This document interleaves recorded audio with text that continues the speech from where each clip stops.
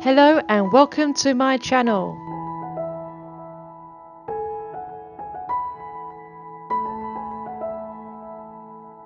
So today we're going to look at a summary of how I made the crown and the neck piece for this competition piece.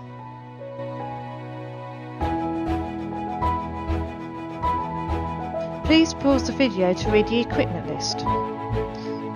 Please read the safety notes if you're going to do a piece similar to this. Let's begin! Here I've done a sculpture of what I want to latex, and I'm just going to put talc over the sculpture, and this just stops the latex sticking to the clay. This is my first attempt at this prosthetic. On the actual day I actually split the head and the neck up into two different prosthetics. I will mention this later on. So I'm just using the airbrush here to brush off any excess talc powder. So I'm just going to be using the airbrush to apply my latex here. So around the head and all the edges I'm going to try and get this as thin as possible for blending. The head doesn't matter so much because I'm going to have a face prosthetic to cover it, but it'd be nice to have a blendable edge. It's good to practice this. So this is what we're just doing, making sure we're getting to all these nooks and crannies with the airbrush and the latex, and we're trying to get this 1 to 2 layered thick edge for this. So this is a little bit of time now, getting all them little holes and undercuts.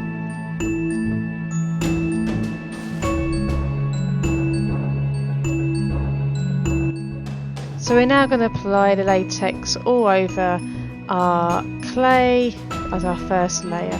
The reason I'm using the airbrush is because you get a much smoother finish, and if I use a brush and sponge, or a sponge to put my latex on, you get more bobbly, thicker finish. So we just want to try and make it as smooth as possible. So we're just going to use the airbrush. So just watch out for the undercuts, because if you don't get the undercuts you're going to have loads of holes to patch up.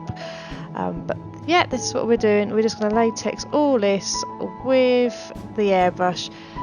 You can clean it really easy. Just let the latex, get your needle out and let latex dry, and it'll just pull out your airbrush. Just remember to get the actual needle out. But yeah, we're just going to let this just like settle and let it dry once we've got our first coat on. So what you're going to see now is a split at the back of the head, but my actual one I did on a day, I split the head and the neck into two, so I didn't need this split. But if you're just going to do it as one piece, split in, so you can just put it on the head and join it up later when it's on the person. So what you're going to see now is me graduating these layers back. So each time I put a layer on, I graduate it back a little bit, so basically I get that thin edge, and the rest of the prosthetic will be quite thick. You can see I've actually 3D printed these mushrooms and stuck them on. So I just hot glued them on once I had about 5 layers of latex, and now I'm just going over the top of the latex, just sealing them in. And you can see I've coloured my latex now with a UV yellow. To colour the latex, I just use the airbrush body paint I'm going to use on the day, and just put a couple of drops of that into the latex I'm using here. So what you're going to see now is my prosthetics under UV light, because this actually is going to have some UV lights on the day. So we get to see this paint under the UV light.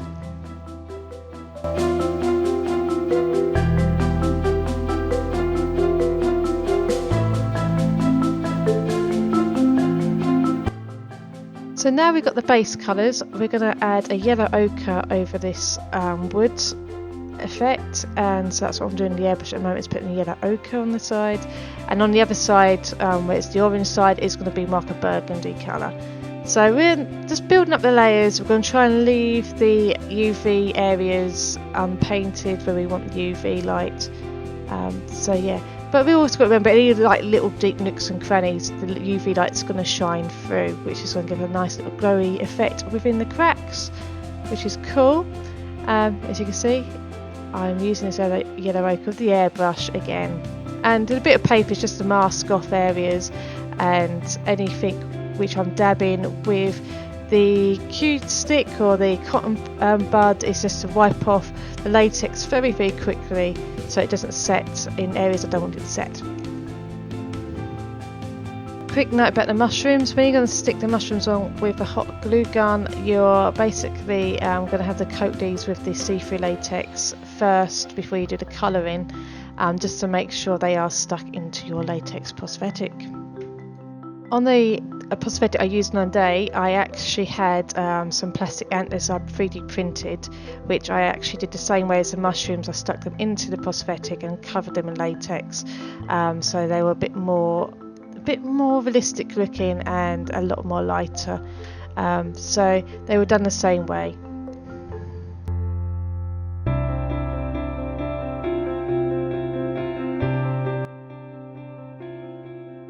So I believe we're going to start adding the burgundy to the other side now, and we're going to do the same thing again, leaving areas where I want little highlights of the UV paint to be, but still having that depth of the dark as well. And I've just got to remember, in all the little nooks and crannies, when you've got the UV light on, you're going to see some of glowy bits in all the little holes.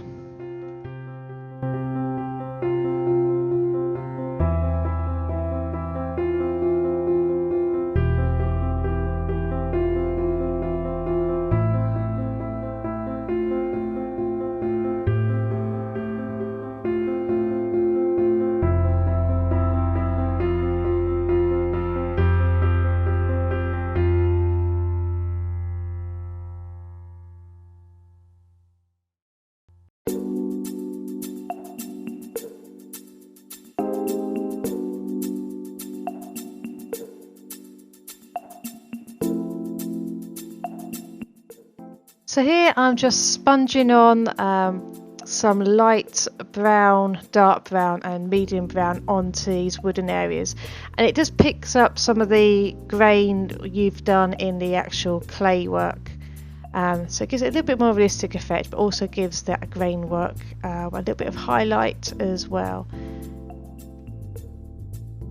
Just remember, any sponges or brushes you use have to be disposable, because they're going to destroy the sponge and the brushes. So do not use good quality stuff. Just go to like your normal cheap shop and just buy a handful of baby sponges or latex sponges or cheap brushes, because these are going to be destroyed by the latex. So I'm going to do the same the other side with a darker burgundy red and a black. So it's going to be exactly the same process with sponges.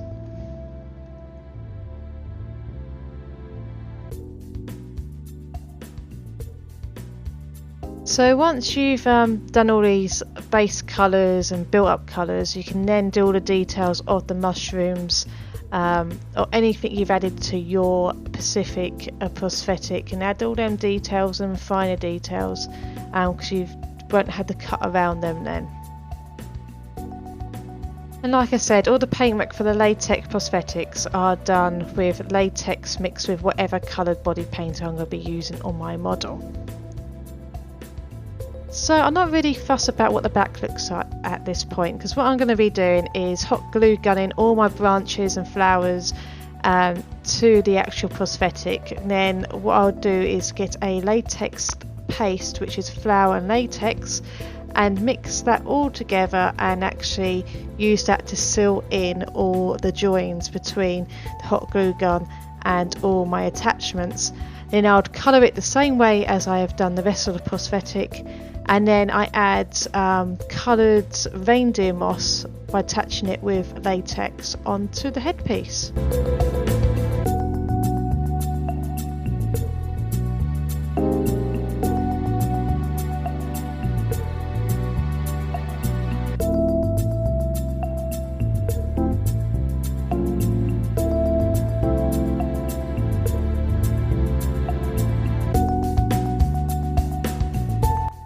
You can see here I've now painted the mushrooms of latex and sealed them into the prosthetic now, so they all blend in. So what you see is I'm gradually removing the prosthetic, and I'm using the talc underneath it just to stop it sticking to itself, because latex sticks to itself. So you have to gradually unpeel it and then brush it with latex as you go. Any holes or anything you've got being latex, you can patch this together with latex. It's not a big deal as long as they're not too big. Any little holes you can just patch up and spray paint, and they're usually they're the bits which are going to be underneath the neck bit, or anything with any sort of undercutting, you're going to sort of miss the odd little hole. So to get the prosthetic off something like this, where it includes shoulders and everything else, you're going to have to like sort of break the clay underneath. There's no way you can get it off in one piece if you don't break this clay, as you can see here.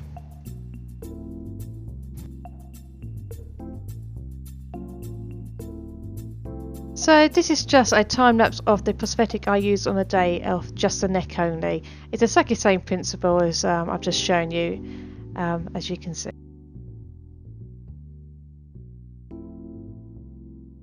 So your prosthetic, when you take it off, is going to be a little bit floppy. So what I did was stuff mine with cotton wool.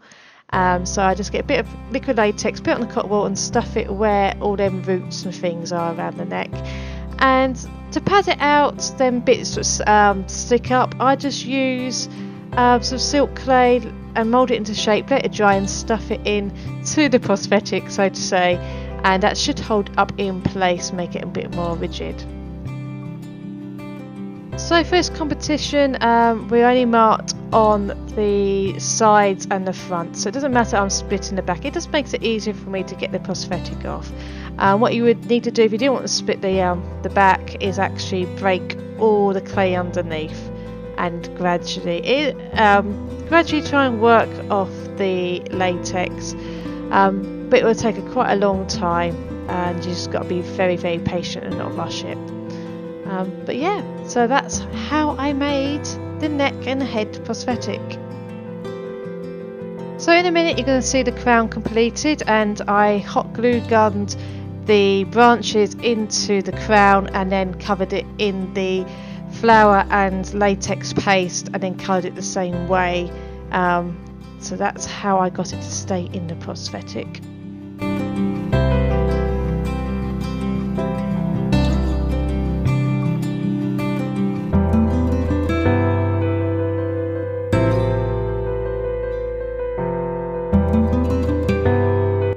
So for the cuffs, I just use the latex paste for the cuffs and the arms. So this is just a sculpt for the face, and I did a mould from this sculpt and made a gelatine prosthetic.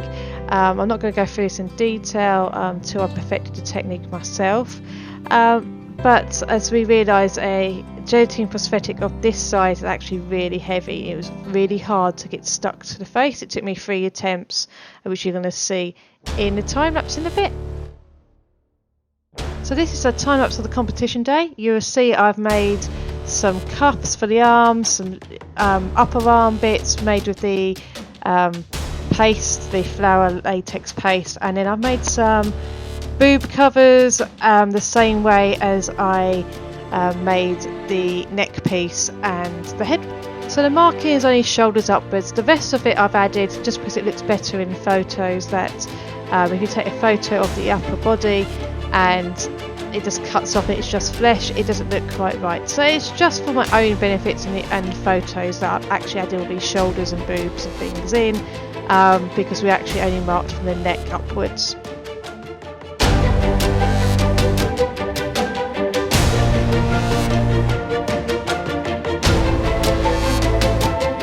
So for this project I use mixed lighting, so a mixture of UV light and normal light, and that's just because UV tends to be a bit translucent, so it does actually make them a lot brighter, a lot stronger, stand out a little bit better, but they look quite dull in normal daylight. So yes, we use mixed lighting for this. So that's all I have to say. It's just a quick summary of how I made this competition piece. I hope you like it. Please subscribe to my channel if you want to see more. Thank you very much for watching. Bye!